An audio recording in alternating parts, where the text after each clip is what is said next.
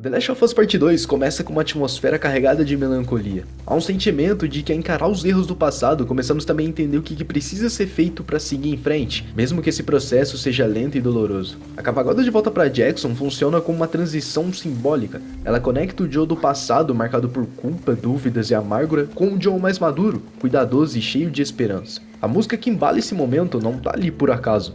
Ela é quase uma continuação emocional da jornada do primeiro jogo, refletindo a evolução interna do personagem. É como se aos poucos as escolhas que Joe fez começassem a ganhar novas camadas de significado. E ali, naquela calmaria entre os dias difíceis, algo dentro dele volta a brilhar, a Ellie. Independente do quão questionável foram as ações do Joe até agora, duas coisas são muito bem claras até esse momento. Ele ama a Ellie incondicionalmente e não existe nada nesse mundo que ele não faria por ela, ou o que ele já fez, né? Eu joguei esse jogo muito tempo depois do lançamento dele, quando finalmente saiu a versão dele pra PC, e eu tava esperando muito pra jogar esse jogo, porque tanto a parte 1, tanto a parte 2 de The Last of Us são incríveis de maneira totalmente diferente, mas que te prende no jogo de uma maneira muito incrível. São dois jogos que ou você gosta ou você odeia, justamente por conta de como ele se desenvolve. E jogar The Last of Us Part 2 me fez perceber que eu tinha uma visão que não era muito concordada por grande parte dos fãs desse jogo, porque a maioria desses fãs são pessoas que cresceram jogando esse jogo e que esperaram muito tempo pra ter a parte 2. A minha experiência com The Last of Us Part 2 foi diferente da maioria, justamente porque eu não tive esse apego emocional aos personagens, e especificamente com o Joel. Isso aconteceu porque eu não tive a chance de jogar o jogo na época de lançamento, quando ele era exclusivo, eu não tinha um Play 3, então quando eu entrei nessa história pra jogar, eu entrei com um olhar mais neutro. E justamente por causa disso, eu entendo como que o segundo jogo dividiu tantas opiniões. Logo no começo do jogo, a gente já tem a morte do Joe, que choca muita gente, ainda mais pra quem tem uma forte ligação com ele, essa cena pesa ainda mais. Mas pra mim, isso abriu espaço pra enxergar o jogo com outra perspectiva, mais focada nos conflitos e nas escolhas difíceis que esse jogo apresenta. E é uma coisa que eu notei que talvez eu teria alguma coisa diferente boa pra falar, uma vez que eu só sou um cara que acha o Joe muito foda, um puta cabamacho, e não tenho nenhuma ligação com ele, porque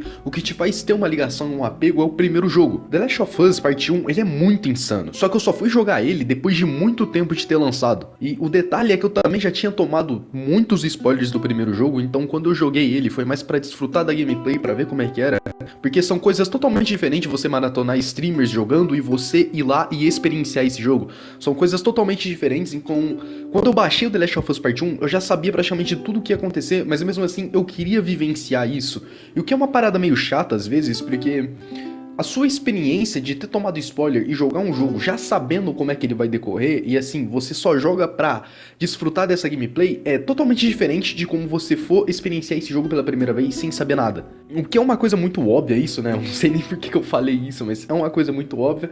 Mas eu queria deixar isso comentado, é que a parte 1, eu joguei ela já sabendo praticamente de tudo, porque eu vi vários vídeos desde o BRKS Edu até do Alan Zoka, então eu já tinha muito spoiler, e como eu falei, eu só queria jogar pra experimentar esse jogo, porque o jogo era exclusivo, então quando lançou ele pra PC foi uma febre muito alta, todo mundo tava comentando sobre o jogo novamente. E o meu processo de absorção do primeiro jogo foi mais pra entender algumas coisas que eu não tinha entendido ou que eu tinha deixado escapar quando eu tava vendo as lives dos meus streamers jogando. Então eu só queria entender como é que seria o final e como é que decorre essa história, que ela é simples, mas ela é muito bem desenvolvida. E uma coisa que eu percebi é que em The Last of Us Part 1, o mundo ao redor, esse mundo pós-apocalíptico, ele fica muito mais como uma parte secundária, um elemento secundário do jogo. Como a narrativa ela é muito centrada na relação entre o Joe e a Ellie, vários elementos de um mundo pós-apocalíptico não são tão aprofundados. Pouco se mostra, por exemplo, sobre como o mundo realmente ficou depois da infecção, ou sobre o funcionamento das organizações que ainda restaram naquele cenário devastado. E quando eu joguei The Last of Us Part 2, foi uma das coisas que eu mais gostei, essa falsa ilusão de mundo aberto, porque o jogo te mostra como que tá ficando a cidade, como tudo ao redor tá ficando,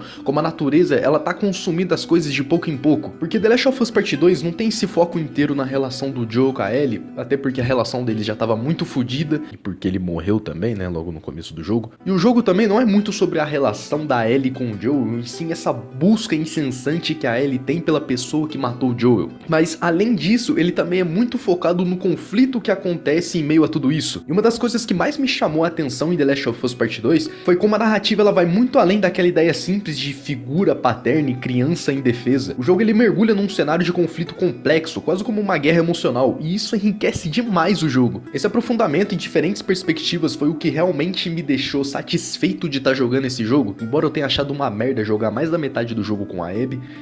Eu vou tentar me manter imparcial, tá? Eu não vou ficar criticando a Abby aqui o vídeo todo, não. Eu tenho outras coisas pra falar, eu prometo que eu vou tentar ser imparcial. The Last of Us Part 2 acaba sendo um jogo muito polarizador, eu acho. Justamente porque ele força o jogador a encarar dois lados de uma história onde ninguém tá certo. Tanto a Ellie quanto a Abby carregam dores, razões e escolhas difíceis. Isso transforma o jogo inteiro num grande campo de tensão moral. O jogo não te faz jogar pra vencer, o jogo te faz jogar tentando entender os sentimentos bem contraditórios o tempo todo. E o mais interessante é que quem tá jogando também acaba sendo arrastado pra dentro desse conflito. E o da hora é que a narrativa te força a escolher o lado certo numa situação onde que os dois lados estão errados de alguma forma. E eu acho que é justamente isso que dá identidade à segunda parte do The Last of Us. Essa essência controversa que incomoda e que te faz refletir o tempo todo. Analisando a história hoje, eu vejo que ela tinha um potencial enorme, mas talvez ela não tenha sido executado da melhor maneira possível. E pra ser bem honesto, o que mais me incomoda é o que acontece depois. Depois do confronto da Ellie com a Abby, eu sinto que o jogo já tinha dito tudo o que ele precisava dizer. Então, o meu ponto, talvez até meio polêmico, é que aquele final foi totalmente desnecessário. Ele não precisava acontecer. Embora a Ellie de Santa Bárbara é muito foda, eu gostei muito de jogar aquela parte do jogo,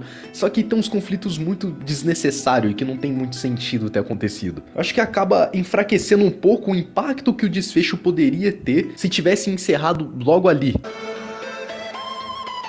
Eu acho que realmente existe uma questão bem importante aí. Quando você pega um personagem tão querido como o Joel, que se tornou um ícone, e decide matá-lo logo no início do segundo jogo de forma tão brutal, é natural que isso gere uma revolta. Especialmente entre os fãs que têm um apego profundo por ele. E isso é bem compreensível. Quando você se conecta tanto com um personagem e vê ele morrer de forma repentina, e na sua visão até injusta, isso dói bastante. A parte 1, a narrativa te coloca dentro da mente do Joel, fazendo com que a gente entenda suas motivações, mesmo quando elas vão contra o que seria certo, como escolher salvar a Ellie em vez de permitir uma possível cura pro mundo. Esse nível de intimidade faz com que a sua morte na parte 2 pareça mais chocante e pra muitos difícil de lidar. E eu tenho minhas opiniões sobre as escolhas do Joel, e como o vídeo é meu, eu vou falar, eu não tô nem aí. O Joel, ele fez certo, porque nesse mundo caótico e apocalíptico de The Last of Us, não existe uma cura. É isso mesmo. Não existe uma cura. Os vagalumes nunca tiveram recursos tecnológicos suficientes para desenvolver uma vacina eficaz. Mesmo se tivesse, não existe mais uma humanidade para ser salva. A imunidade por si só não impediria ninguém de ser destroçado por um instalador ou de morrer para outro ser humano. Nessa altura do campeonato, toda a estrutura social já tá completamente corrompida. E além disso, os vagalumes travavam uma guerra eterna com a Fedra. Então, se por algum milagre a vacina funcionasse, o mais provável é que os militares a usassem como um instrumento de opressão. E as poucas doses seriam completamente controladas por quem tem poder. E aí isso é louco, seria só bagunça, porque as pessoas se matariam pela vacina e a cura se perderia junto com a única fonte de estudo, que era a Ellie. Ou seja, a Ellie morreria por nada.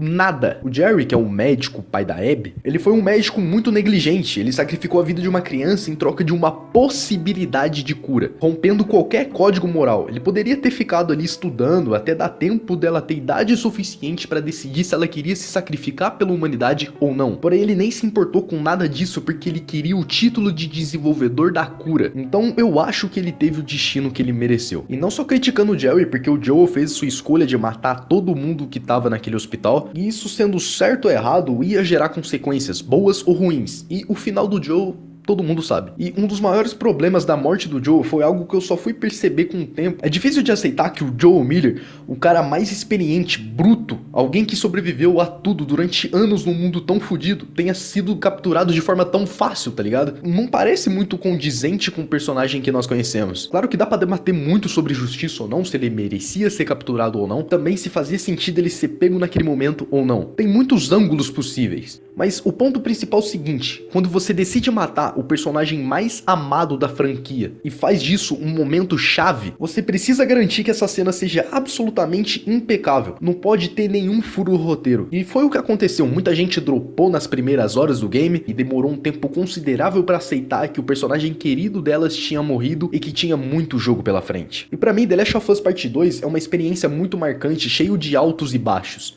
E o que mais me incomoda nem é o tema da vingança por si só, porque eu acho que isso foi explorado de forma bem forte ao longo da história.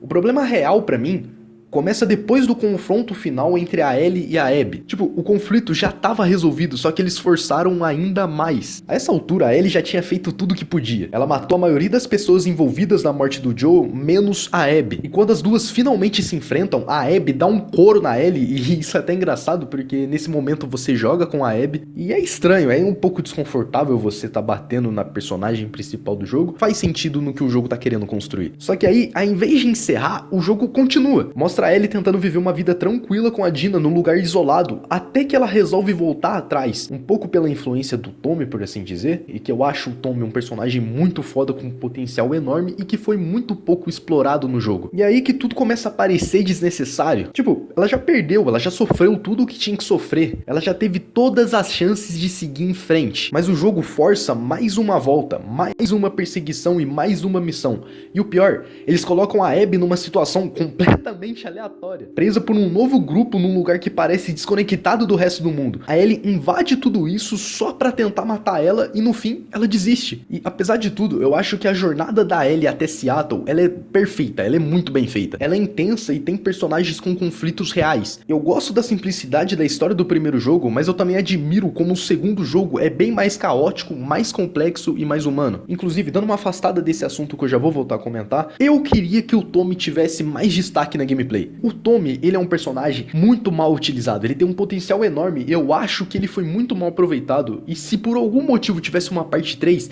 essa parte 3 teria que ser com o Tommy. No game ele aparece algumas vezes naquela parte da ponte que ele tá tentando matar a Abby, que é uma puta parte difícil pra caralho. Ele é muito bom de mira, e é exatamente por causa desses e vários outros motivos que eu acho que ele devia ter sido mais aproveitado no jogo. Ele é um cara que tá com tanta sede de vingança, tanto quanto a Ellie, e ele foi de longe o que mais se ferrou em toda a história. Ele ficou com muita sequela, ele virou uma pessoa amargurada e obcecada. Seria muito mais impactante ver ele tentando seguir a vingança por conta própria, fracassando, ficando perdido. Isso seria pesado e triste, mas seria alguma coisa muito foda. No fim das contas, The Last of Us Part 2 é uma experiência que me marcou. Tem falhas, tem momentos dolorosos, momentos tristes, mas também tem uma coisa que vale a pena. 6 anos depois, a galera ainda discute esse jogo. E isso diz muito sobre ele. Eu quis só deixar minha opinião sobre o jogo aqui. Se você gostou do meu trabalho, dá um like aí, se inscreve, compartilha aí, dá uma ajudona aí, viu? Obrigado por ter ficado até o final do vídeo. Valeu!